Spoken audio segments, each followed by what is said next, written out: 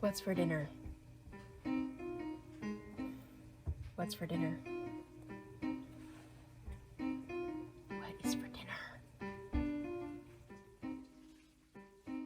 Hello, today we're going to go over the spiral method planning system. We did this a couple years ago and it's been working really well since then. All you need for this one is a very inexpensive simple school spiral notebook.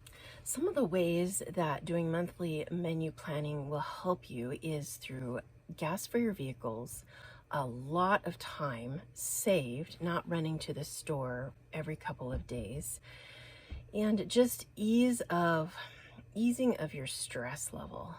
To get started with this, the first month when you open a fresh new page of your spiral notebook, you're going to draw out 4 weeks worth of slots for dinner.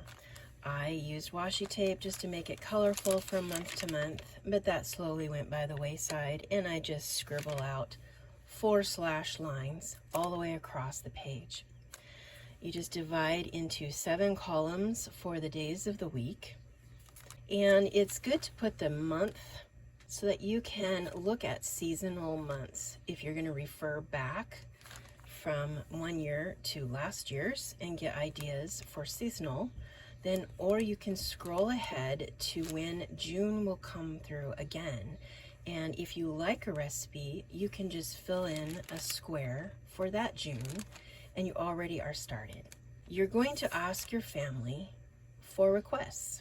What are some favorites? Fill in some favorites that you know how to make.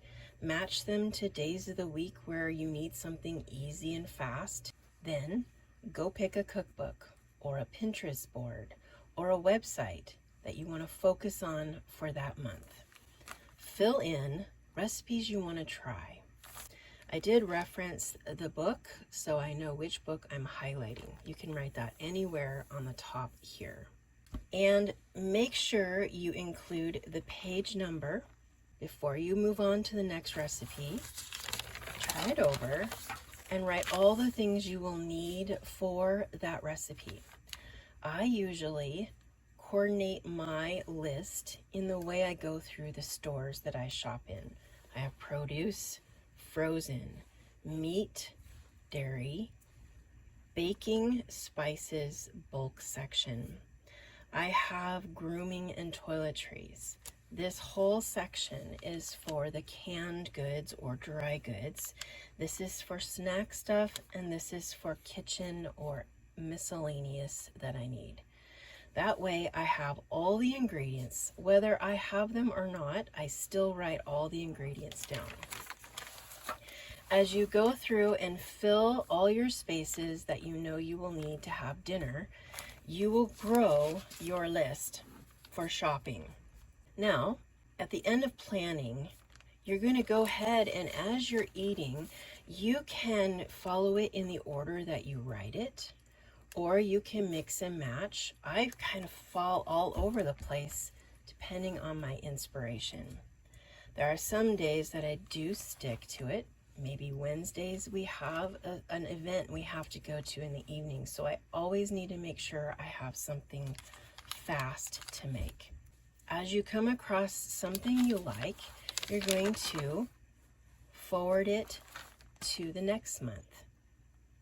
That evening, after you're done eating, put it in the next month and write the ingredients before you put away the cookbook or before you're done.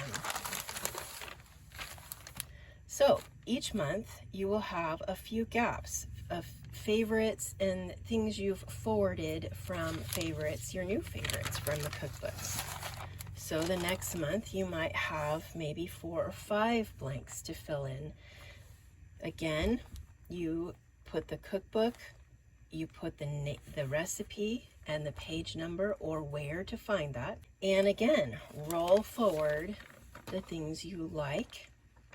Now, for example, this is September. We're getting into a new season, October, November. You're not going to want to really eat summer stuff from June in October. So this is where, if your season is different, you're going to forward a recipe forward into the season that as it comes around next. Again, put your shopping list on the back. Okay, so I've copied this month's shopping list. I went through my cupboards and I crossed out anything I didn't need that I had, and you'll see the orange highlights.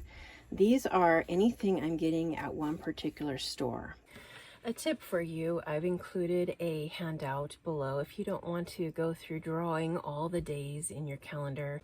Another tip for you that seems counterintuitive is to limit the number of stores that you're shopping at. So now I've narrowed it down to 2 stores as my main stores. I will go to a third store sometime in that month for very specialty items that they don't carry.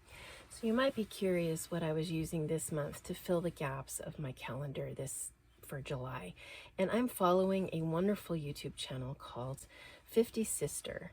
We love meat and potatoes, and I made last month her KFC tofu fingers, like fish sticks, and my family loved them. They cleaned house, there was nothing left, and anything I like from hers I'm going to roll over into August, and I will switch out for fall recipes starting at the end of September, rolling into October.